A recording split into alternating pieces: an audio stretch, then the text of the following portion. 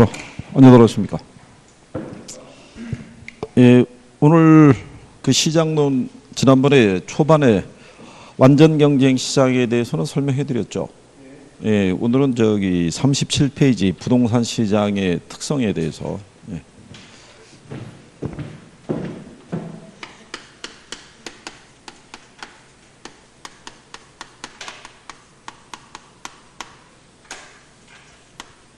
완전 경쟁 시장의 조건도 기본적으로 이 구별은 조금 하실 필요는 있고요. 지난번에 설명해 드렸지만, 자, 오늘은 이제 이 부동산 시장의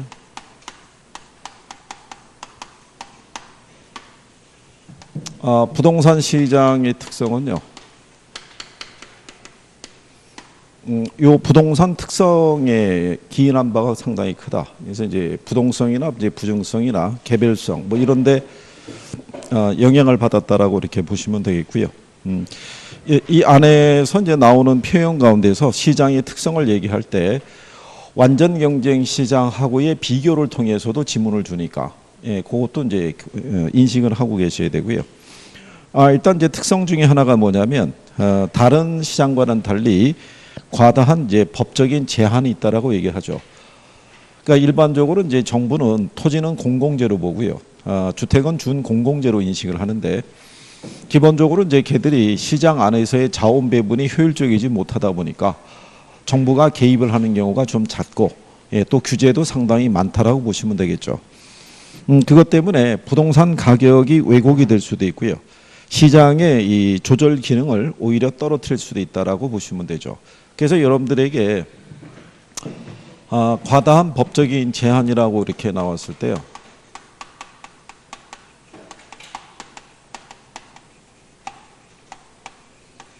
이게 제한을 한다는 얘기는 정부가 시장에 개입을 한다는 얘기거든요.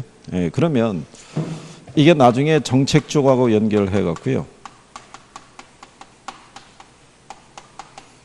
정부의 시장 개입은 사회적 후생 손실을 초래한다. 그 문장의 표현이 이제 이렇게 바뀌어서 나올 수 있다는 거죠. 이렇게. 그러면은 이제 정부가 시장을 개입해서 사회적인 후생 손실을 초래할 수 있는 경우가 어떤 게 있냐면 가격을 통제했을 때 있죠. 분양가 규제나 임대료 규제 또는 조세를 부과했을 때, 예, 그럴 때 이제 주로 사회적 후생 손실을 초래할 수 있다. 그래서 이렇게 해서도 시험에서 출제한 적이 있고요. 좀 더 구체적으로 얘기해서 정부가 예를 들어서 분양가를 뭐 할 때, 규제하게 됐을 때 이로 인해서 사회적 후생 손실을 초래할 수 있다. 이런 얘기죠. 그 얘기는 무슨 얘기냐면 정부가 개입하기 전에는 이렇게 균형 상태였다는 얘기죠.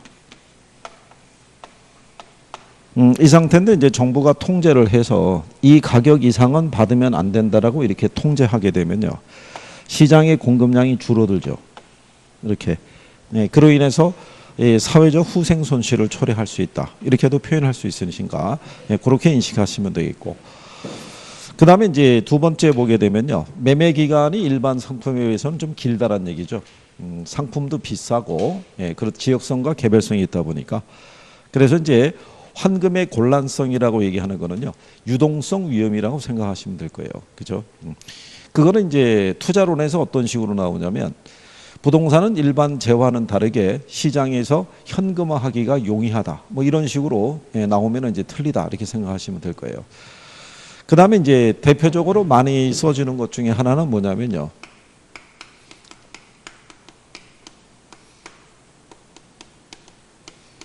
시장의 국지성이라는 얘기죠. 요 시장의 국지성을 만들어주는 거는요. 부동성에 기인하는 바다라고 보시면 되겠고요. 그거는 이제 부동산 특성 쪽에서도 인용을 할 수도 있어요.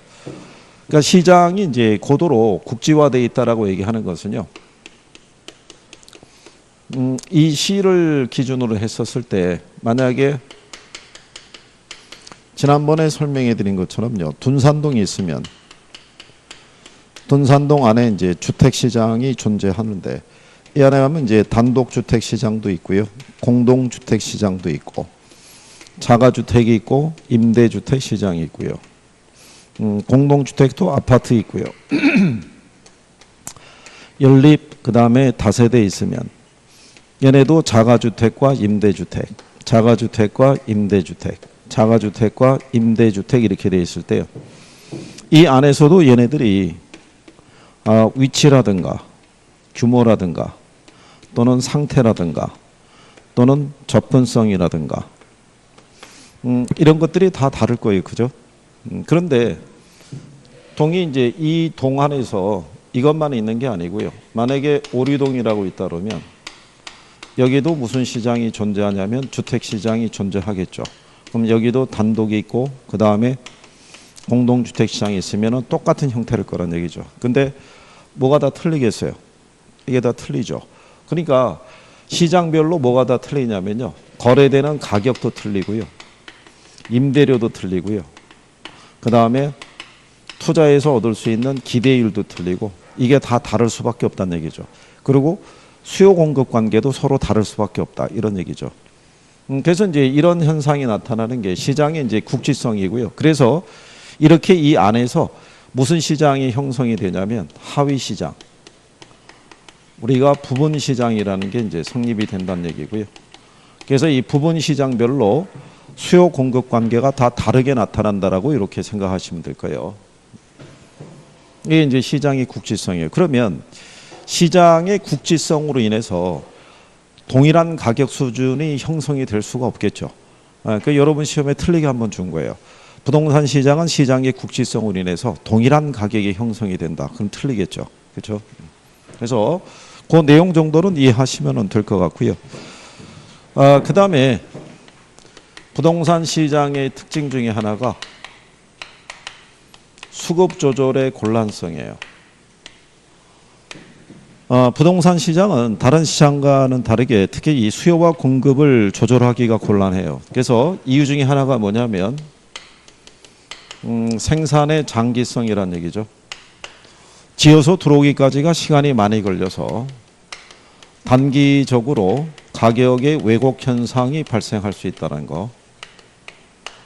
이게 그러니까 가격의 왜곡이라는 건요. 시장 가격이 그 물건이 본래 가지고 있는 가치보다도 훨씬 비싸거나 싸게 거래될 때 그때 나타나는 현상이라고 보시면 되겠고요. 그 다음에 얘가 고정이 돼 있어도 그렇죠. 이쪽 시장에서는 뭐 초과 공급 상태고 여긴 초과 수요 상태인데 물량을 이동시킬 수가 없으니까 수급 조절하기가 곤란하고요. 그 다음에 내구성이라는 것도 그 역할을 담당할 수 있어요. 우리가 효용이 오랫동안 지속되는 재화를 내구재라고 그래요. 그 내구재가 가지고 있는 이 성격을 내구성이라고 그러는데 주택시장에서는 미분양 재고가 발생하더라도 그 물량을 갑작스럽게 우리가 한 번에 다 소진시키거나 그럴 수는 없다는 얘기죠. 그래서 그런 의미에서 그래서 이제 그 38페이지에 그 수급 조절의 곤란성이 있을 때 이제 그 내용을 얘기할 수 있다는 얘기죠. 그래서 이제 그 내용들이 이렇게 구성이 되어 있고요. 물론 이제 정부의 법적인 제한도 그 역할은 담당할 수 있어요. 그 다음에 이제 네 번째로는요. 우리 교재에 보면은 상품의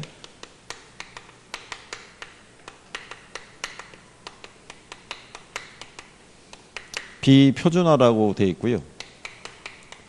그 다음에 거래의 비공개성, 시장의 비조직성, 조직화. 그래서 여기는 전부 이제 요게 들어가죠. 비가. 이게 빠지면 이제 틀리는데 이게 이제 시험상에서는 얘네들도 써요. 얘들도. 그죠? 일단 거래 내역이 비공개적이다 보니까 정보가 이제 부족하죠. 그러니까 이제 무슨 비용이 발생하냐면 정보 비용이라는 게 이제 발생한다는 거. 그 다음에 상품이 표준적이지 못하기 때문에 시장을 불안전하게 만든다는 거. 뭐 이런 것들을 인용을 해서 출제를 했던 선례들이 있으니까 그렇게 여러분들이 구별하시면 되겠고요. 그래서 이런 것들이 시장의 특성이라고 이렇게 구별하시면 되겠고. 그 다음에 이제 39페이지 중간에 가면 부동산 시장의 기능이라는 게 있죠. 기능은 이제 역할이라고 생각하시면 되는데요. 시장의 가장 중요한 역할은 뭐냐면 이게 성립하도록 해주는 거예요. 교환이 있죠. 교환이란 거래가 성립하도록 해주는 게 시장의 가장 중요한 역할이라고 생각하시면 돼요.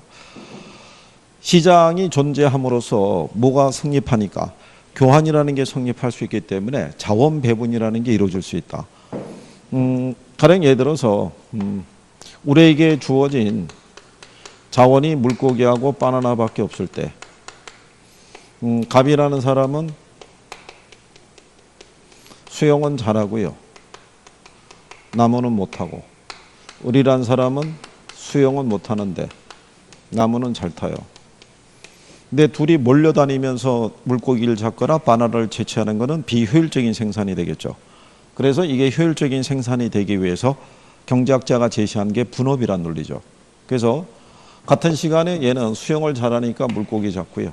얘는 나무를 잘 타니까 바나나를 채취하면 똑같은 시간에도 생산성은 더 높아질 수 있다, 이런 얘기죠. 그러면 이게 효율적인 생산이 되려고 그러면요, 뭐가 성립할 수 있어야 되냐면 이게 성립할 수 있어야 돼요.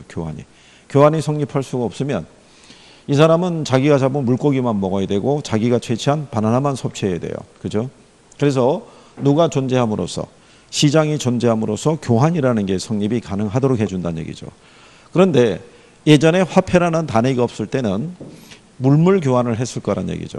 그런데 화폐라는 단위가 만들어진 다음서부터는 뭐를 매개로 교환이 성립되냐면 이거를 매개로 교환이 성립이 돼요. 가격. 그러면 이 가격이라는 거는 시장 참여자들에게 많은 뭐를 제공해 주냐면요, 정보를 제공해 주죠. 그래서 어떤 물품을 어느 만큼 생산하고 어느 만큼 소비해야 되는지에 대한 기준을 제시해 준다라고 생각하시면 되죠. 만약에 사람들이 한 끼 식사로는 바나나보다는 물고기에 대한 선호도가 높아진다 그러면 물고기의 가격이 올라갈 거예요. 그죠? 그러면 사람들은 수영을 배워가지고 물고기를 더 많이 잡아서 시장에 공급해 줄 거란 얘기죠. 그게 바로 자원 배분이란 얘기죠. 자, 부동산 시장도 마찬가지죠. 주택이 부족해서 만약에 주택 가격이 폭등할 것 같으면 정부는 어떤 형태를 빌려서라도 주택 공급을 늘리는 정책을 펼칠 수밖에 없다는 얘기죠. 그게 하나의 자원 배분에 대한 역할이다라고 생각하시면 되겠죠. 그래서 이런 것들이 시장의 역할이라고 생각하시면 돼요. 그래서 거기 보시면 자원 배분 기능, 교환 기능, 그 다음에 정보 제공 기능, 뭐 이런 것들이 시장의 역할이라고 이렇게 생각하시면 돼요. 기능에 대한 관계는 뭐 시험상에서 자주 인용하거나 그러진 않는데 가끔 이제 뭐 지문 형태로 쓰니까요. 그래서 특성하고 기능 관계 구별하시면 되겠고, 그 다음에 이제 뒷페이지 넘어가시게 되면 효율적 시장 이론이라고 나와 있어요.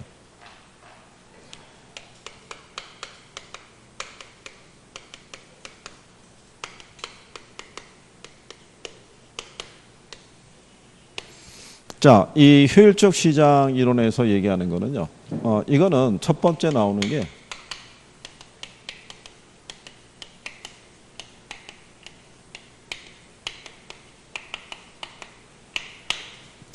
이거는 이제 부동산 시장하고요, 정보의 효율성 관계를 다루고 있다라고 생각하시면 돼요. 이게 이제 그 효율적 시장 이론에서 취급하는 게 정보의 효율성 관계하고요, 배분적 효율성과 운영에 대한 관련된 효율성 관계의 세 가지가 있는데, 여기에서는 이제 정보의 효율성하고 배분적 효율성에 관한 두 가지를 얘기를 해요. 그러니까 여기 이제 부동산 시장에서는 이제 정보에 관한 효율성 관계를 얘기하는 거는 기본적으로 지난번에 설명해 드린 것처럼 부동산 시장의 부동산 가격이라든가 이 주가는요, 확인되지 않는 어떤 소문과 루머에 의해서도 이게 변할 수 있다는 얘기죠. 그 얘기는 부동산 시장의 부동산 가격과 주식시장의 주가는 완전한 정보가 반영은 안 돼 있다는 얘기예요. 즉 현재 정보까지만 반영이 돼 있다. 그렇기 때문에 이번에도 왜 그런 거 있잖아요. 정부가 3기 신도시를 갖다가 공급하겠다. 그런데 어떤 특정한 지역이 3기 신도시로 지정될 가능성이 있다는 소문이 돌기 시작하면은 이 지역의 부동산 시세가 어떻게 되겠어요? 변하겠죠.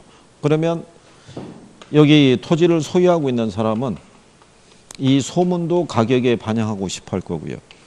투자하고자 하는 사람은 이 소문까지도 가격에 반영하기는 부담스럽겠죠. 이걸 조율을 해줄 수 있는 사람들이 중개업자들이죠. 예, 그렇기 때문에 기본적인 상식은 알아야 된다는 얘기죠. 그래서 제일 먼저 나오는 게 시장의 효율성과 우리가 이제 균형이라고 얘기해서요.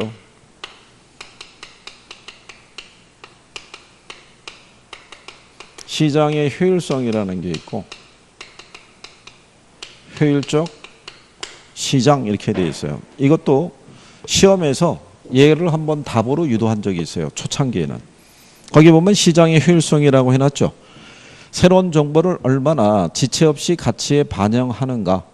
뭐 그거를 기초로 판단하는 게 시장의 효율성이에요. 그죠? 이게 정보가 즉각 시장 가치에 반영이 되면 될수록 그 속도가 빠르면 빠를수록 효율적이라고 보시면 되고요. 근데 부동산 시장은 상대적으로 주식시장에 비해서는 이 효율성의 정도는 좀 떨어진다라고 알려져 있어요. 그건 왜 그러냐면 S전자의 주식을 우리가 거래하면 전국 어디에 있든 간에 동일한 가격으로 거래할 수 있는데 부동산 시장은 아까 얘기했지만 저렇게 국지화되어 있기 때문에 특정한 지역에 어떤 정보가 가격에 반영되는 속도가 조금 떨어질 수밖에 없어요. 그런 부분이. 그래도 자 이런 이제 그게 시장의 효율성이고요. 효율적 시장이라는 거는 새로운 정보가 지체 없이 가치에 반영되는 시장을 우리가 효율적 시장이라고 그래요. 그러면 부동산 시장도 무슨 시장이라고 할 수 있어요? 효율적 시장이라고 할 수 있어요. 그죠? 왜냐하면 이번에 국토부에서 인천 건단에서 김포를 거쳐서 일산까지 가는 이 전철인가 뭐 이거를 연결하겠다고 발표한 거죠. 여기도 데모한다고 그러니까. 그렇잖아요. 여기도 뭐 만만치 않고. 그런데 큰 저기는 또 안 되겠죠. 이게 이쪽 선으로 넘어가니까. 그래서 근데 이게 발표가 되면 어쨌든 간에 연계되는 쪽에 있을 때 부동산 가격의 변화는 뭐 발생할 수가 있겠죠. 그래서 어떤 새로운 정보가 공표가 되면 그 즉시 가치에 반영된다는 점에서는 부동산 시장도 무슨 시장? 효율적 시장의 성격은 갖고 있는데 완전하지는 않다는 얘기죠. 그래서 우리가 이 시장에 대한 유형을 이렇게 나눠봤을 때 약성 효율적 시장이라는 게 있고요. 중강성 효율적 시장이 있고 그 다음에 강성 효율적 시장이 있을 때 얘네를 구분하는 기준이 정보 반영 정도에 따라 구별하는 기준이죠. 그래서 여기 그 세 개 시장을 보게 되면요.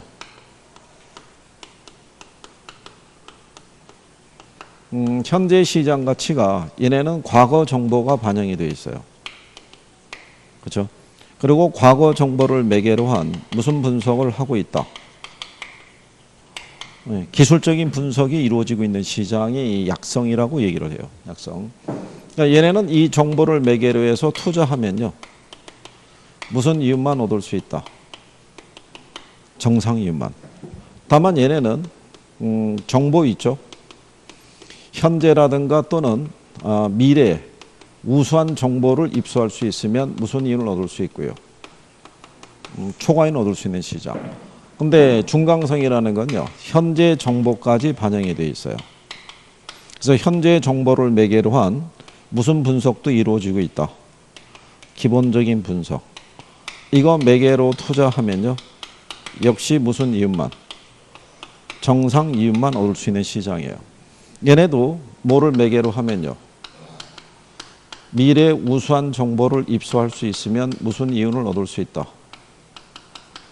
초과 이윤을 얻을 수 있다. 이런 얘기죠. 그러니까 부동산 시장과 주식시장이 대부분 여기까지 나타난다는 거죠. 그는 가령 예를 들어서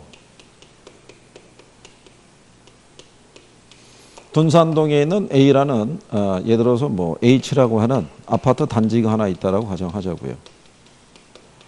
현재 여기가 주로 30평형으로 되어 있는데 시세가 한 4억 정도 해요. 그러면 요 4억이라는 거는 현재 요 아파트 단지에 관련되어 있는 정보가 집약이 됐을 때 형성된 시세예요. 그런데 이 도시에서는 6월 1일 날 발표를 앞두고 있어요. 요 단지 주변에다가 쓰레기 처리장을 하나 짓겠다고. 발표되는 순간에 시세가 어떻게 돼요? 떨어질 수 있죠. 근데 반대로 또 6월 1일자를 해가지고 요 단지 주변으로 호수공원을 조성을 하겠다라는 계획을 발표하겠다. 그렇죠?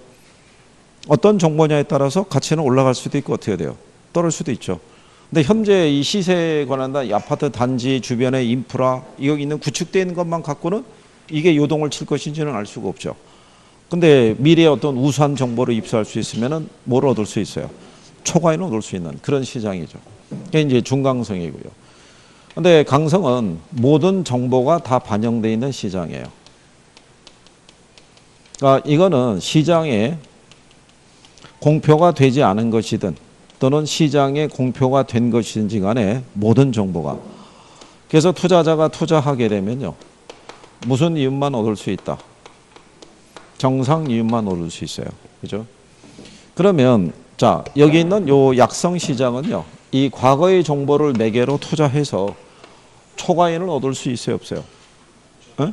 초과이익을 얻을 수 있다, 없다? 여기서 물어보는 게 이거 물어보는 거예요. 없는 거예요. 얘가 만약에 이 정보를 매개로 초과이익을 얻을 수 있으면 얘는 약성이 아닌 거예요. 그리고 얘가 현재 정보를 매개로 해서 무슨 일을 얻을 수 있으면 초과이익을 얻을 수 있으면 얘도 중강성은 아닌 거예요.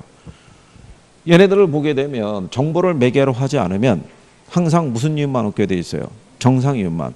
그러니까 이걸 매개로 해서 초과이익을 얻을 수 있다 그러면 틀리다고요. 그러니까 시험에서 기본적으로 물어보는 게 그걸 물어보는 거예요. 그 다음에 강성은 이 시장에서는 다 뭐가 매개가 됐을 때만 초과이익을 얻을 수 있어요. 정보가. 근데 얘는 모든 정보가 다 반영돼 있잖아요. 그러니까 얘는 정보를 매개로 초과이익을 얻을 수가 없는 시장이에요. 그러니까 오로지 무슨 이윤만 존재한다. 정상 이윤만. 이게 작년 시험에 이거 다 물어준 거예요. 강성 효율적 시장은 그죠? 정보를 매개로 해서 초과이익을 얻을 수 있는 시장이다 그러면 틀리죠. 무슨 말인지 아시겠나요?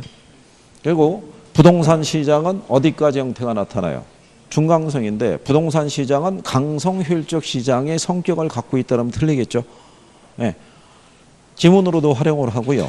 얘네만 단독적으로 출제하기도 해요. 그렇기 때문에 그 정도는 이제 구별을 하시는 게 필요하고요. 이 시장의 유형은 나라마다 다 틀린 거예요. 효율성의 정도는 모든 나라가 동일하다고 할 수는 없어요. 그래서 이제 그런 내용 정도 구별하시면 되겠고요. 그 다음에 이제 뒤로 넘어가시면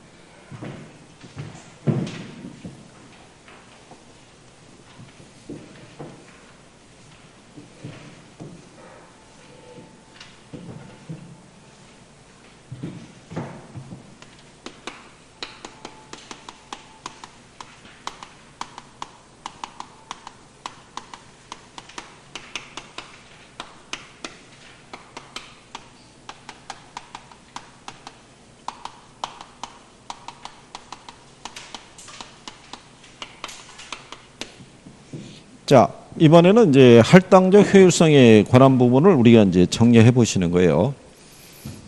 자, 일반적으로 이 부동산 시장에서는요, 임대료에 의해서 임대자하고 임차자 간에 자원이 배분된다라고 이렇게 생각하시면 되죠. 그 얘기는 무슨 얘기냐면, 부동산 시장에서 얻을 수 있는 임대료 있죠. 이 임대료의 크기로 뭐를 우리가 측정하냐면, 이걸 측정하겠죠. 수익률을요. 내가 투자한 자본이 있잖아요. 그죠?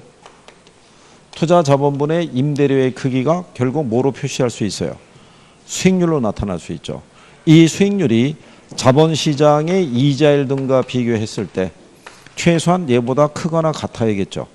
그래야지만 사람들이 임대사업을 할 것이고 그러면 임대주택이라는 것이 시장이 공급이 되고 자원 배분을 유도할 수 있다는 얘기죠. 그래서 여기서도 보게 되면요. 그 동그라미 이번에 자원이 효율적으로 할당되었다는 것은 부동산 투자와 다른 투자 대안에 따르는 위험을 감안했을 때 부동산 투자의 수익률과 다른 투자의 수익률이 서로 같도록 자원이 할당되었다는 걸 의미한다 이렇게 돼 있죠. 그게 할당적 효율성의 개념이에요. 그러니까 부동산 시장에서 자원 배분이 효율적으로 이루어졌다는 얘기는 부동산 투자에서 올릴 수 있는 수익률이 있죠. 그러면 다른 곳에 투자해서 올릴 수 있는 수익률이니까 그게 정기금 이자율이라고 이렇게 가정할 때 얘네 크기가 서로 이렇게 같도록 주어져 있을 때 그때가 자원 배분이 효율적으로 이루어진다 이런 얘기예요. 자, 그러면 얘네가 같다는 의미가 이제 무슨 얘기냐면요. 정기예금 이자율을 만약에 2%를 주고요. 부동산 임대사업에 투자해도 역시 수익률을 2% 준다라고 그러면 시중의 모든 자금은 부동산 시장이 아니라 금융시장으로 몰릴 거란 얘기죠. 그럼 왜 그러냐면 여러분들이 은행에다가 돈을 예치를 하게 되면요. 투자 원금을 우리가 보장받을 수 있고요. 이자 수익도 보장을 해준다는 얘기죠. 그러니까 여기는 상대적으로 뭐가 작으냐면 위험이 작아요. 그러니까 상대적으로 작은 수익률을 제시하게 되는데 부동산 시장에 투자하게 되면요. 투자 원금을 보장받을 수도 없고 임대 수익도 보장이 안 돼요. 그러니까 상대적으로 뭐가 커요? 위험이 크죠. 위험이 큰데 상대적으로 수익률을 이렇게 작게 주게 되면 어느 누구도 여기다 투자를 해들지는 않을 거란 얘기죠. 그렇죠? 그러면 자원 배분이 왜곡이 될 거 아니에요. 시중의 모든 자금이 다 일로 쏠릴 거란 얘기죠. 그러니까 자원이 효율적으로 배분되기 위해서는 요 수익률의 크기가 같아야 되는데 이렇게 같다는 얘기가 아니고요. 부동산에 투자해서 투자자가 감수하는 위험에 대한 대가 있죠. 이거를 감안한 수익률이 같다는 얘기죠. 이렇게. 그러면 부동산에 투자하면 6%의 수익률이 나오고 은행에다 돈을 예치하면 2%의 이자 수익밖에 안 나온다. 그러면 얘가 더 큰 수익을 가져가냐? 그건 아니고 얘가 감수하는 위험이 크니까 거기에 상응하는 대가만 주어진다는 얘기죠. 그렇죠? 그러면 어느 시장에 이제 내가 투자할 것인 것에 대해서는 그는 위험에 대한 투자자의 태도에 따라 틀리다는 얘기죠. 안전한 것만 선호하는 사람은 여기다 투자할 거예요. 그죠? 근데 상대적으로 높은 수익을 얻기 위해서는 그만큼의 위험을 감수해야 된다라고 생각을 하는 사람은 여기다 투자하겠죠. 그렇다고 해서 이 사람이 얘보다 더 큰 수익을 가져가는 건 아니라는 얘기죠. 자기가 각각 감수하는 위험에 대한 대가만큼의 수익을 가져가니까. 그렇게 되면 자원 배분이 어떻게 돼요? 효율적으로 이루어질 수 있다 이런 얘기죠. 그러면 어느 누구도 어느 시장에 투자하든지 간에 얻을 수 있는 건 무슨 이유만 얻겠어요? 정상 이유만 얻을 수 있겠죠. 네, 그게 존재하는 시장을 우리가 뭐라고 그런다? 그걸 할당 효율적 시장이라고 얘기를 해요. 그래서 이 할당 효율적 시장은요. 자원 배분이 효율적으로 이루어지고요. 이 시장 하에서는 무슨 이윤만 얻을 수 있다? 네, 정상 이윤만 얻을 수 있는 시장을 우리가 할당 효율적 시장이라고 그래요. 그러면 할당 효율적 시장에서는요. 그 가치에 대한 어떤 과대 또는 과소평가 있죠. 네, 이런 것들이 이루어져서 초과인 같은 것들은 발생할 수가 없는 거예요. 각각의 투자자가 감수하게 되는 위험에 대한 대가만큼에 대한 수익만 가져갈 수 있는 시장이기 때문에 그래서 그것도 시험에서 한번 나온 적이 있어요. 할당 효율적 시장에서는 정보의 어떤 뭐 은밀성으로 인해서 과소 또는 이 과대평가에 대한 어떤 문제가 생길 수 있다 그러면 틀리다 이렇게 생각하셔야 돼요. 자, 그러면 여기서 이제 여러분들이 알아두셔야 될 거는요.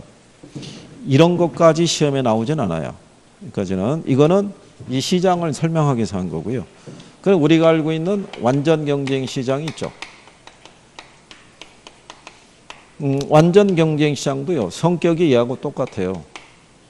얘도 자원 배분이 효율적이고요.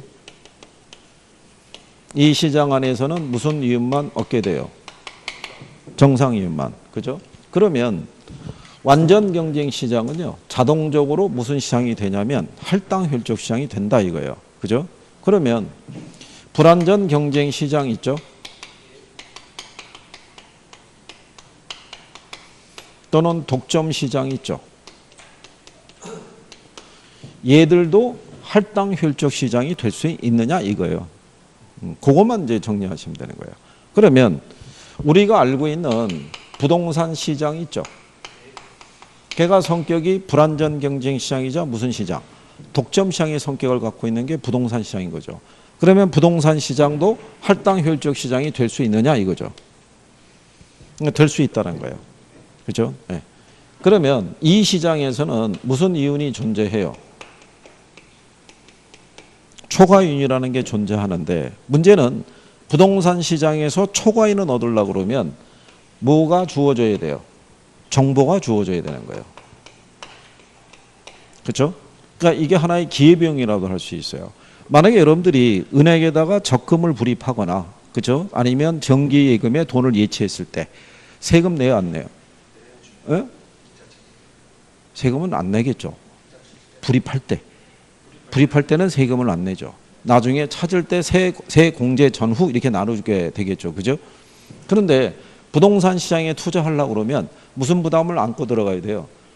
세금에 대한 부담을 안고 들어가야 돼요. 그죠? 예, 그러면 그거 이상에 대한 수익을 올릴 수 있는지에 대한 걸 알아야겠죠.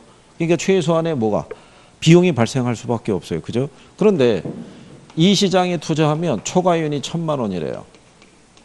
근데 초기에는 정보를 매개로 해서 초과이윤을 얻을 수 있다는 사실을 사람들이 잘 몰랐어요. 소수만 알았다는 얘기죠. 그러면 초기에는 적은 비용을 들여서 많은 이윤을 올릴 수 있어요, 없어요? 그럴 수 있다는 얘기죠. 근데 시장이 경쟁적이라고 그러면 정보를 들이면 뭐를 얻을 수 있다는 거예요? 초과이윤을 얻을 수 있어? 그러면 나도 이거를 이용해야지. 그러면 경쟁 과정에서 정보 비용에 대한 대가가 커질 수 있어요, 없어요? 그렇죠? 200, 300 쭉 올라가다가 1,000원 줘야지 이걸 얻을 수 있다 그러면 결국 두 개 크기가 같아지잖아요. 그러면 남는 게 정상이윤밖에 없다는 가정이에요. 그러면 이 시장도 무슨 시장은 될 수 있다. 할당효율적 시장이 될 수 있다. 이런 가정이에요. 아까 여러분들에게 이런 식으로 왜 얘기했잖아요. 이번에 국토부에서 이렇게 발표했잖아요. 이렇게. 그죠? 근데 옛날에도 이 김포라는 그 도시를 신도시로 기획을 했을 때가 저게 원래 강남의 대체 지역으로 개발을 시도했던 지역이에요. 그런데 이제 수요가 많지 않을 거라는 게 이제 뒤늦게 이제 분석이 되고, 그리고 사람들의 관심이 크지 않다 보니까 원래 개발된 규모보다도 많이 축소가 됐었어요. 근데 그때도 발표할 때 김포에서부터 일산까지 연결하는 도로를 개통시키겠다고 그랬었어요. 그러면 당연히 그 도로가 생길 거라고 예상하는 지역 주변에 뭐를 매입을 했겠어요? 땅을 매입한 사람이 있는데 이거 캔슬됐었어요. 없는 걸로. 그래서 발빠르게 움직인 사람들이 오히려 손해를 본 경우도 있다, 이런 얘기죠. 근데 만약에 실질적으로 개통이 됐으면 도로가 열리니까 땅값 상승에 따라 차익도 얻을 수 있어요, 없어요? 있을 거 아니에요. 그죠? 근데 그런 거는 뭐를 매개로 해야지만 얻을 수 있는 거예요. 그렇죠? 정보를 사전에 입수를 해야지만 뭐를 얻을 수 있는 거예요? 초과이윤을. 근데 저게 땅값 상승을 통해서 얻을 수 있는 차익이 예를 들어서 한 1억 정도 되는데 그 정보를 얻기 위해서 지출해야 되는 돈이 한 1억 정도에 육박을 한다 그러면 그렇잖아요. 그러면 결국 그 땅 매입해봐야 얻을 수 있는 건 정상이윤밖에 없다는 얘기죠. 그렇죠? 그래서 부동산 시장에서도 이 조건이 충족이 되면 할당효율적 시장이 될 수 있다라는 거, 그 정도만 여러분들이 알아두시면 된다, 이런 얘기죠. 그래 여기서는 뭐 거기까지는 안 나올 거고요. 그 다음에 43페이지 위에서 밑으로 쭉 내려가면 단가로 4번에 정보비용과 부동산 가치라고 해놨죠. 그거 그 계산 논리 있는 거는 지난번에 기본수 할 때 정리해드린 건 기억하시나요?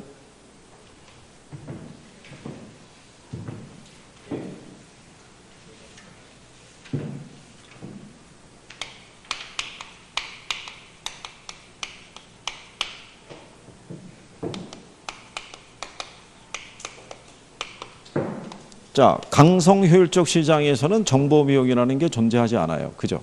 근데 약성과 중강성에서는 정보비용이 존재하죠. 그래서 여기서는 무슨 가치를, 정보 가치를 구할 수 있어야 되는데요. 정보 가치는 정보가 확실한 가치에서요, 정보가 불확실한 가치를 빼주시면 돼요.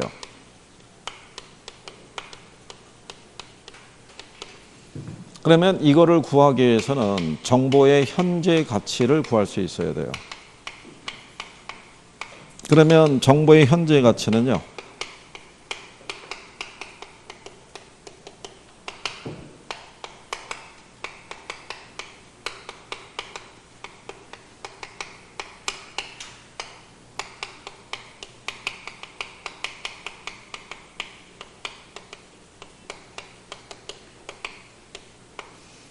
원래는 이 조건이 있죠. 이 플러스 해서 붙으면은 계속 들어갈 수도 있어요. 근데 여러분 시험에는 딱 2개밖에 안 줘요. 그리고 조건은 다 줘요. 예를 들어서 어느 지역이 기업 도시로 개발될 가능성이 존재를 해요. 존재를. 가능성이란 얘기죠. 들어선다는 게 된다는 게 아니라. 그죠? 근데 만약에 개발이 되면 토지의 가치가 6천만 원이 되고요. 그죠? 개발되지 않았을 때 그럴 때는 4천만 원 정도의 가치가 있대요. 그죠? 그러니까 1년 후라고 또 이렇게 줘야 돼요. 1년 후에. 그리고 시장에 요구 수익률은 20% 주고요. 그죠? 현재 개발 가능성은 40%다라고 주는 거예요. 40%. 그러면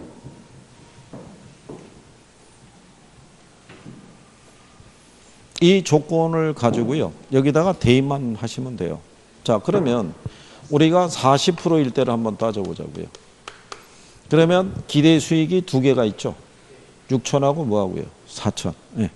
그러면 이제 미래는 불확실하니까 미래에 관한 최소한의 정보로 확률 값을 주는 거죠. 그러면 개발이 되면 6천이 될 수 있는 확률이 40%예요. 그러면 100분의 40이니까 0.4가 되겠죠. 그러면 그렇지 않을 경우는 4천이에요.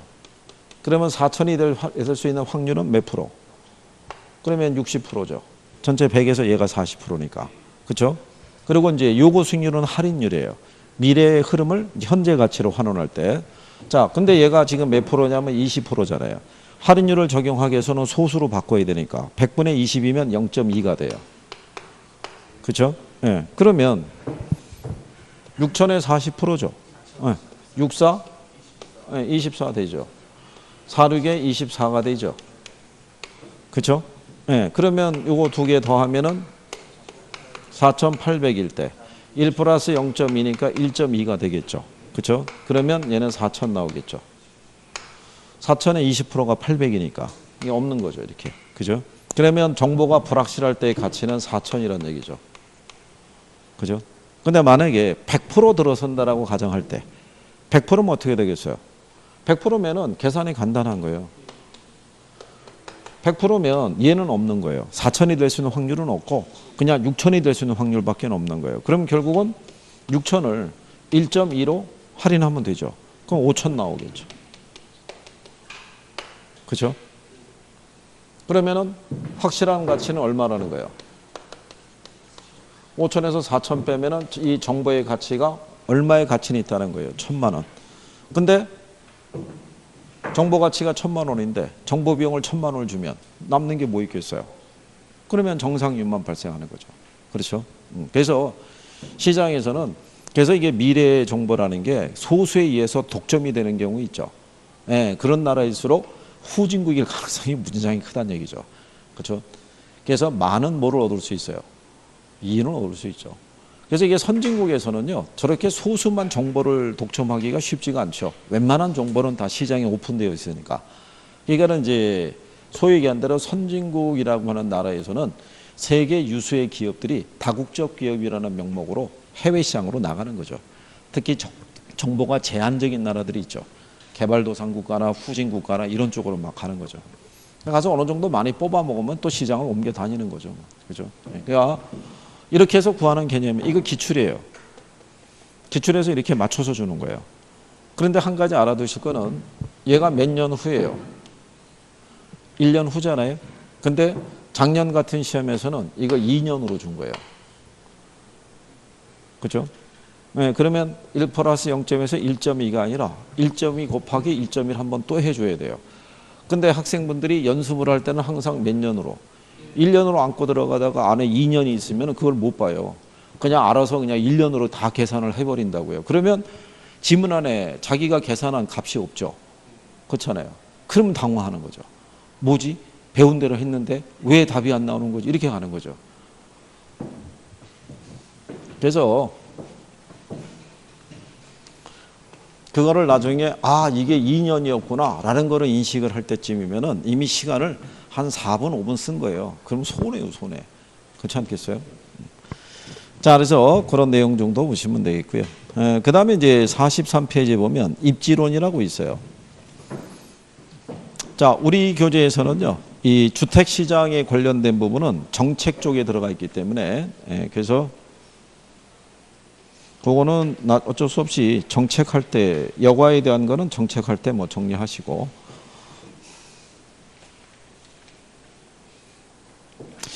자, 43페이지에 보면 이제 입지론이라고 있어요.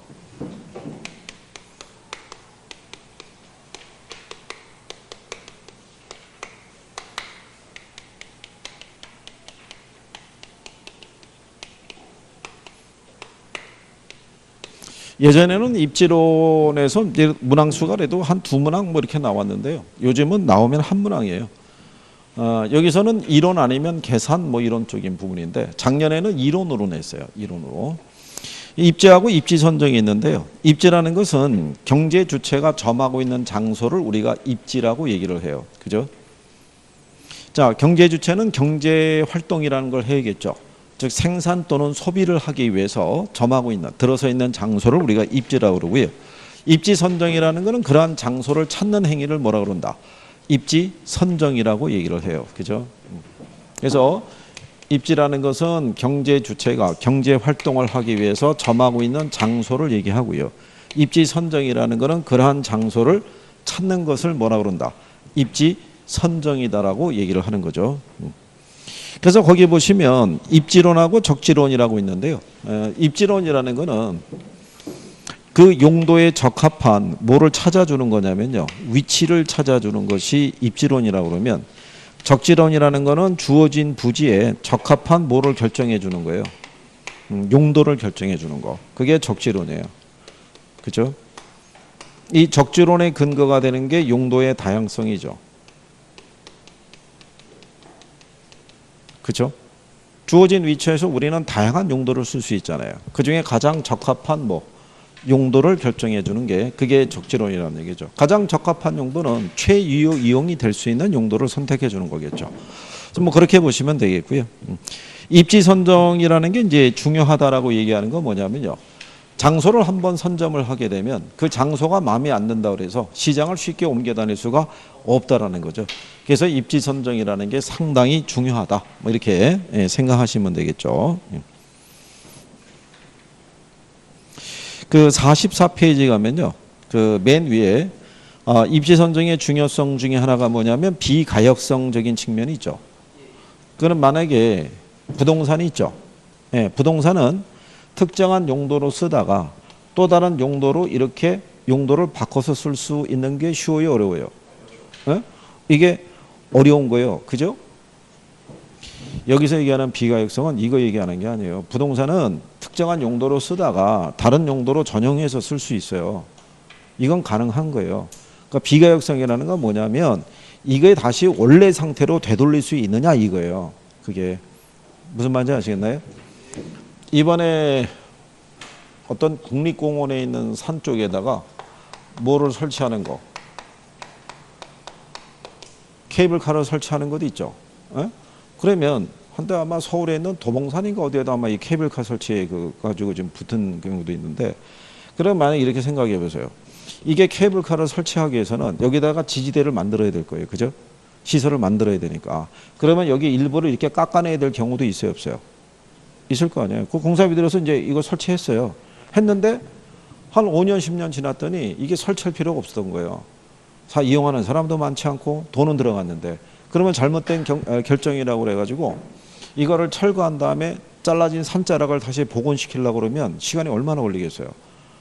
이게 파괴된 토양 1cm를 다시 복원시키려고 그러면 몇백 년의 시간이 걸린다는 거예요.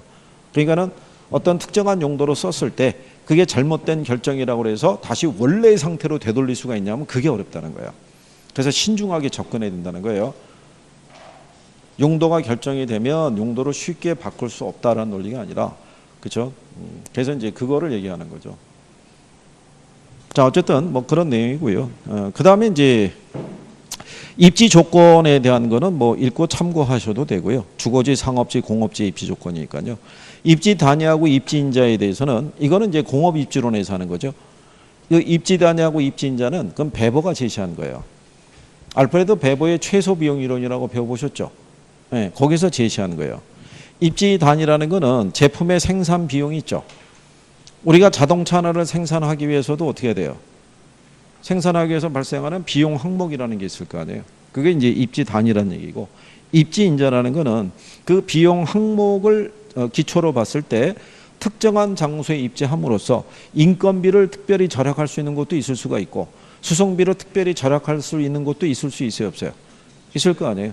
그거를 측정하는 것이 입지 인자라고 생각하시면 돼요. 그래서 이제 그렇게 알아두시면 되겠고, 이제는 이제 주요 입지론, 그래서 농업 입지론서부터 공업 입지론, 그 다음에 상업 입지론 이렇게 이어지니까 잠깐 쉬었다 하시죠, 뭐. 예.